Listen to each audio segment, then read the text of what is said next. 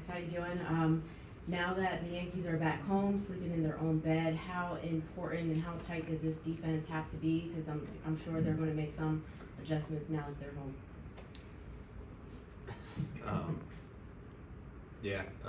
We just got to keep playing our game. Doesn't matter where we're at, doesn't matter the stadium, the location. We got to go out there and play Dodger baseball. We have to prepare, do little things correct, and you just play a clean game. And at the end of the day, if we do that, we trust in the roster that we have. Shohei is back in the lineup. I guess he never left the lineup officially. How does that help this offense just to continue their dominance at the plate? Well, if you keep the best player in the game in the lineup, that's usually it's usually good for your team. Just having him in there, obviously, it's a big guy to have in there. Helps a lot. He's had some big moments for us, and we're obviously expecting a couple more big moments out of him. Jack, on your left, next. Just one more on Shohei. How concerning was that scene the other night when he left, and how much do you guys kind of pay attention or worry about that these last couple of days about his status and just if he was going to be in there today? He texted the whole team as we were on our way to the airport and said he was gonna be fine, and that was it. He said he was gonna play, and so we all just put it to the side at that moment. We all said, all right, he's got us. We'll be ready for him to be in the lineup. The text just literally said, I can play, basically. I mean, there was more to it than that, but come on. Go to the third row on your right, Kirsten. Max, you've been very adamant just this entire postseason that the mindset is every day it's 0-0. It doesn't matter that you guys are 2 games up in this World Series at the moment. How important just is that approach, and how have you found, whether it's been in years past and your guys' success in the World Series, or just kind of with taking things in that sense? Yeah, and that's something that's been preached to me for a very long time, and I try to bring that to everyone else, and that's something that this organization's always done a good job with. And it's that whether you win or lose the previous game, it has no effect on the next day. When you show up, it's a 0-0 ball game. You control the things that you can control, and in this game, it's not a whole lot, but there are certain things you can control, and the biggest ones are how you prepare for the game, how you game plan for the game, how you show up. Do you do your routine? Do you do the things you need to do to make sure you're ready for the game? And so those are the biggest things we try to preach. And then, stuff's going to happen in the game, and that's why I say you control what you can control, because you can't control the game. There's no telling what's going to happen. Round bat, round ball. You've heard us say that. Ball might hit a rock in the infield, might catch a seam in the air and do something weird in the outfield. There's no telling what could happen during the game. So you control the things you can control, and for us, that's just how we prepare. Stay in that same spot on your right, Max. Max, in regards to just different guys stepping up and meeting the moment throughout this postseason, Dave said back at Camelback, he looked at you guys and said, no matter what position you are, no matter what your spot is on the roster, that's what it's going to take to win a World Series, to deliver in the biggest of moments when the pressure is highest. I just was wondering if you remember that kind of speech from him and how you think it's manifesting itself now. Yeah, absolutely. I believe his exact words are, you need to want to be the guy. And that's why we're all here. We all want to be in the situation. We all want to be the guy in that moment. And to win a championship, it's going to take more than just one guy. It takes everybody on the team. From the guys that aren't even active to the guys that are active. You guys heard me talk about Brad Honeywell throwing in Mookie Betts in San Diego. It takes the entire organization to win a championship, and so that's definitely something that sticks out to you when your manager calls you out like that in spring training, saying, hey, you guys all need to want to be the guy in that situation. You can't leave it up to someone else. And it's proven true already how many different guys have come through in big moments for us. Second row on your right, Tyler, then Jim. Max, you've been here a while now with the Dodgers. There are obviously some advantages the Dodgers have, but there's never been a letdown year after year. They're always there. What do you think has kept the Dodgers sort of in this position to get this opportunity every year, besides just the paper? I mean, it's the entire organization. It starts up top with Andrew and Gomes. Actually, it starts above them with the ownership, and then it goes down into Andrew, into Gomes, and then it goes into Doc. They want to win. They've created a culture of winning. They've created a good culture in the clubhouse to where we bring in guys every year, and within 2 days they can just tell a difference how it is in the clubhouse. That it doesn't matter about you; it matters about this team. It matters about winning. Everyone's going to do whatever it takes to be able to help this team win. And if it gets to a point where you can't help the team win, then it's time for someone else to step in. And guys understand that. You know, you look at what Freddie did this postseason with taking 2 days off. In big key moments for us. You're talking about an elimination game in San Diego, and then a chance to clinch at home. You know, he took those 2 games off, and that's just understanding it's about the team, it's not about you. Jim up front on your right. Yeah, it's Jim Hill, KCAL 9 in Los Angeles. What is it about you and your teammates that gives you such great resolve that you have short memories when things happen in a negative fashion? It starts in spring training, and that goes back to what I was saying, how when you preach the right things every single day, you create that culture, and that's not something that you can just decide to turn on in July or August, or you know, you have to spend the entire year trying to do that. You know, you have a tough loss the night before, it doesn't matter. You show up the next day, you have a chance to do something special. Every single day, you have a chance to do something special in this game, regardless of what happened the night before, or the day before, the day before that. There's always a chance to do something special to help your team win in this game. Up front on your left, Max. Hey, Max. Obviously, the stakes are very different than when you guys were here in June, but I was just curious, does making the overall trip here, from the time you land to you get on the field and everything, doing it earlier, does the team find any comfort with the familiarity of the situation? Wrong guy to ask, I wasn't here for that trip. Ah, okay.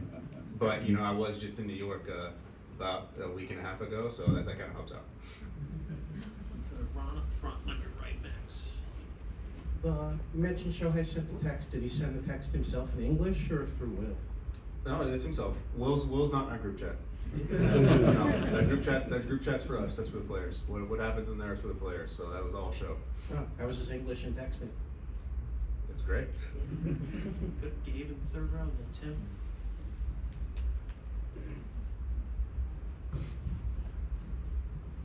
Max, what has it been like to watch Freddie have to rehab an injury while also performing at this level and being able to add a little more to his game every subsequent week that goes by, and now it looks like he's pretty much Freddie again? Yeah, it looks pretty close to normal. It's been pretty special. You know, you're talking about a 6-week injury that he came back from in essentially 4 or 5 days. He obviously wasn't himself, but you know, you're talking about a name like Freddie Freeman in the lineup, that does a lot. And just having certain guys in the lineup does a lot, because the other team doesn't ever know how a certain guy's feeling. You can obviously look out there and see, but you have no idea what he's actually feeling like. And for example, you might try to have a lefty come in and face him, and he hits a grand slam. You have no idea what that guy is actually going to be like in the box. You just know that guy's been doing it for 15, 16 years now, and been one of the most consistent hitters in all of baseball. And you know, that's something that it's huge having a guy like that in the lineup. Standing diagonal, Tim. Following up on Ohtani, given that he seemed to be in significant pain as he came off the field the other night, he had a partially dislocated shoulder, what was your reaction and the team's reaction and surprise or lack of surprise that he is in there tonight? No lack of surprise that he's in there. Obviously, it was very tough in the moment to see him in pain like that, but we were. Was that the 8th inning when that happened? I don't even remember. 7th inning. So we were 2 innings away from winning that ball game. We knew we had to refocus, and obviously it sucked seeing Shohei in that kind of pain, but you know, we still had a job to do in that moment. After the game, we all went and checked immediately on him. It was almost like just a buffet line going in there to try to see how he was doing, but it's tough in the moment, but we still had to refocus and win the game. We'll stay back there with Clinton.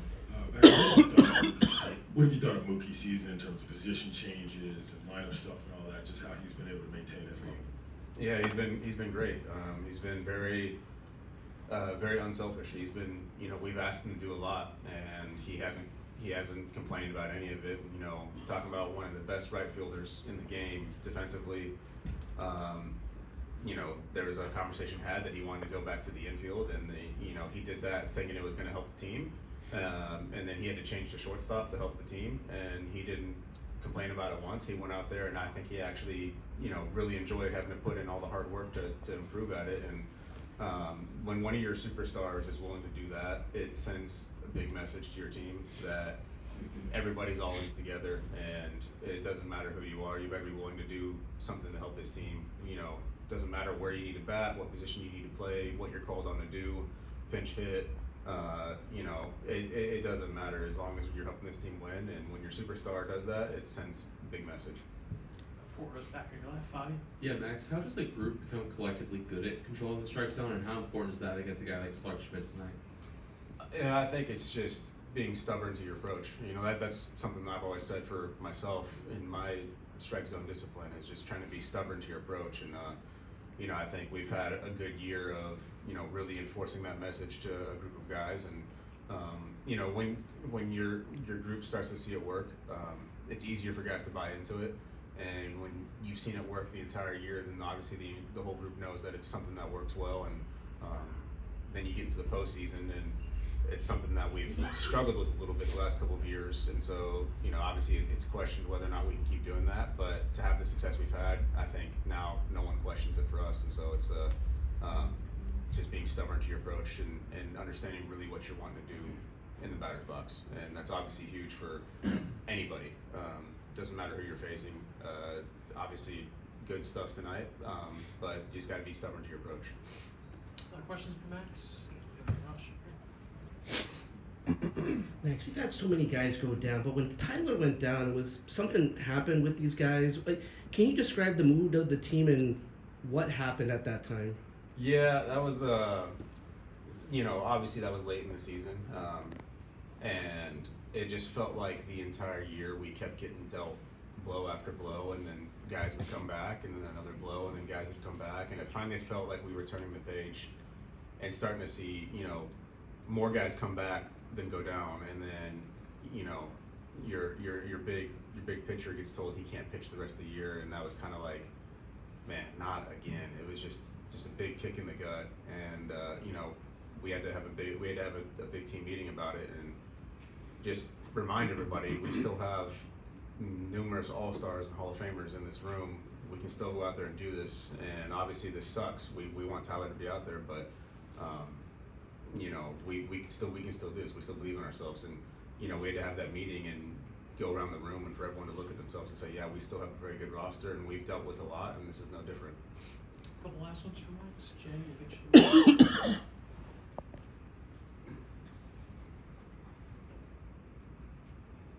When you're talking about players that went down, you yourself went down in mid-May, and the Dodgers hit a bit of a rough patch.